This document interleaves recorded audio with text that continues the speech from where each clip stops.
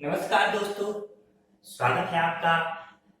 आज से हम लोग बिहार विशेष की एक नई सीरीज प्रारंभ कर रहे हैं। तो बिहार विशेष की इस नई सीरीज में आज मैं आपके सामने पहला लेक्चर रख रहा हूँ।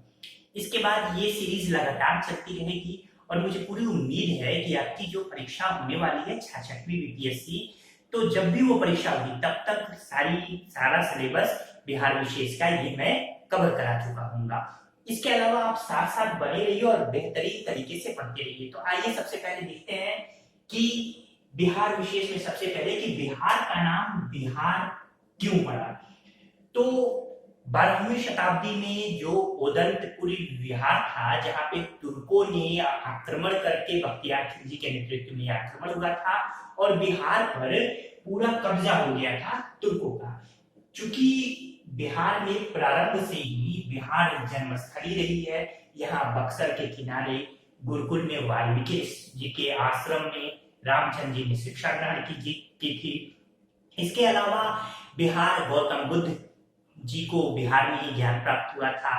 इसके अलावा महावीर स्वामी जी को बिहार में ही ज्ञान प्राप्त हुआ था। तो इन सब के बीच में बिहार में बहुत सारे विहार यानी घूमने के स्थान, पार्क वगैरह जिसे वर्तमान में आप कह सकते हैं, तो इस तरीके की चीजें लगातार बनाई गई।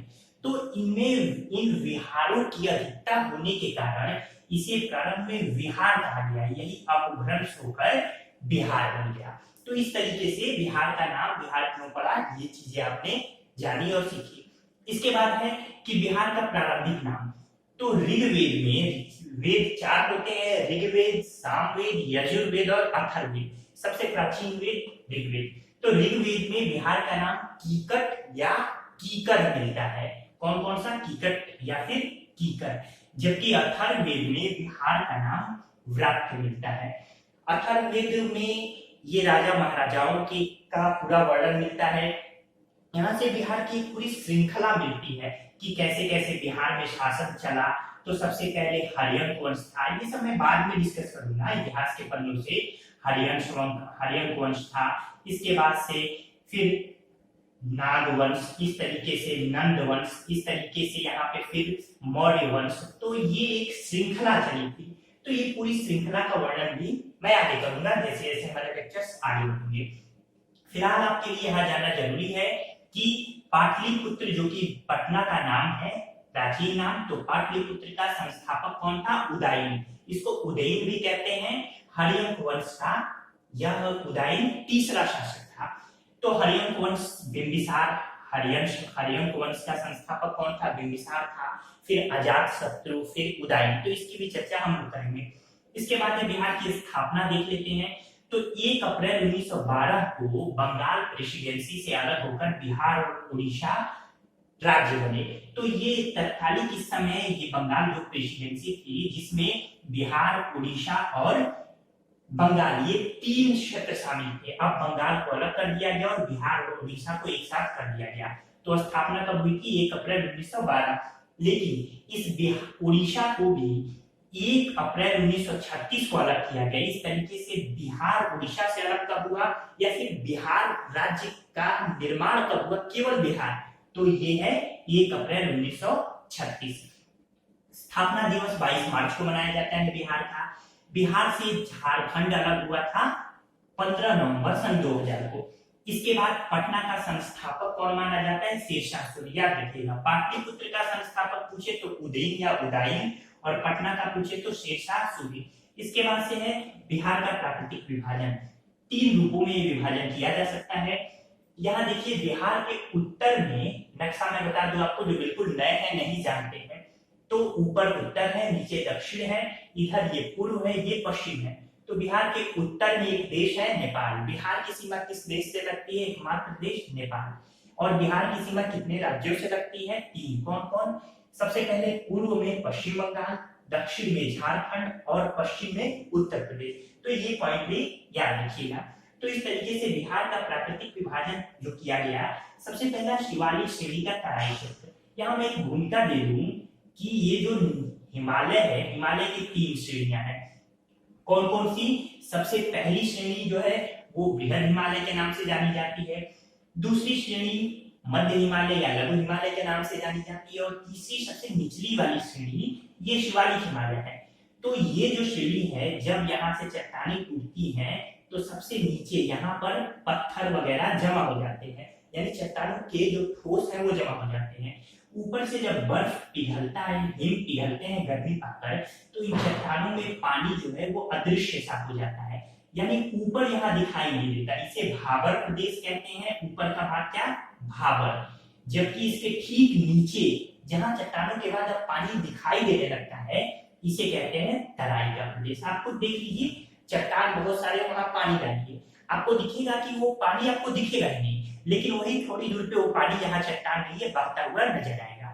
तो ये तराई क्षेत्र बड़ा, ये तराई क्षेत्र क्या है, बड़ा दलदली क्षेत्र भी माना जाता है।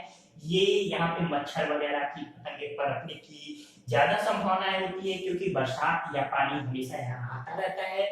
इस तरीके से पहला जो विभाजन है शिवालिक श्रेणी का तराई क्षेत्र। दूसरा है उत्तरी गंगा का मैदान, बिहार गंगा, बिहार की जो राजकीय नदी है गंगा है।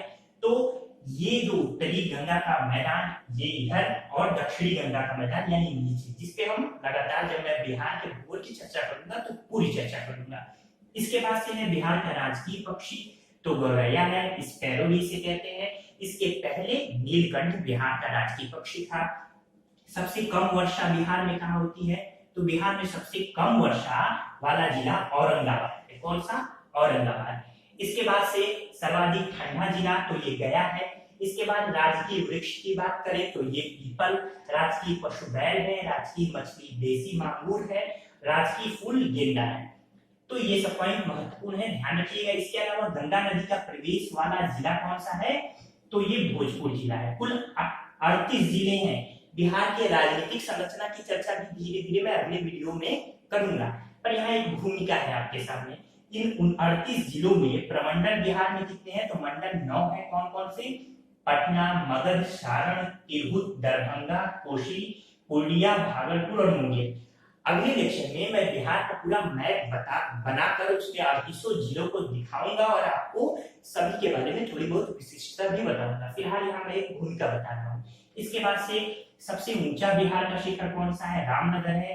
ये नेपाल की तराई बेल्ट में है, 880 मीटर ऊंचा है ये। सबसे लंबा राष्ट्रीय राजमार्ग बिहार का NH31, NH31 है, राष्ट्रीय राजमार्ग 31, जो कि बरही से होकर, बिहार के बरही से होकर गुवाहाटी तक जाता है। इसके बाद है सर्वाधिक वन वाला जो जिला है वो कैमूर है, जबकि सबसे कम वन वाला जिला पुरुलिया है। कैमूर यहाँ है, यानी दक्षिण में, आप इस ये कहिए दक्षिण पश्चिम में, तो पुरुलिया किधर है, पूर्व दिशा में। तो काफी अंतर है दोनों में। तो इस तरीके से ये पूरी जो आपकी एक भूमिका रही। अगर बिहार के कुछ महत्वपूर्ण खनिजों की बात करें तो सोना जो है ये मुंगेर के करवटिया क्षेत्र में पाया जाता है। इसके अलावा टिन है, लिथियम है, ये सब गया जिले की प्रचुरता है इसकी। चीनी मिट्टी मुंगेर में पाया जाता है ज्यादातर। इसके अलावा डोलामाइट जो है ये भोजपुर क्षेत्र में पाया जाता है। तो ये पूरी बिहार की एक मैंने भूमिका दी। बिहार वीरों की भूमि रही है, बिहार ऐतिहासिक भूमि रही है। तो बिहार से अगर मैं प्रश्नों की बात करूं, आपकी परीक्षा में बीपीएससी परीक्षा हो, बिहार एसएससी हो, बिहार पुलिस हो, तो बिहार से ढेर सारे प्रश्न पूछे जाते हैं। बीपीएससी परीक्षा में विशेषकर 150 में लगभग 25 से 30 क्वेश्चन कभी कभी पूछ लिए गए हैं बिहार से, लेकिन औसतन अगर हम मान के चले तो 15 से 25 क्वेश्चन तो बिहार विशेष से पूछे ही जाते हैं। तो इन संदर्भों में बिहार क्या पूरा लेक्चर आपके लिए महत्वपूर्ण होगा।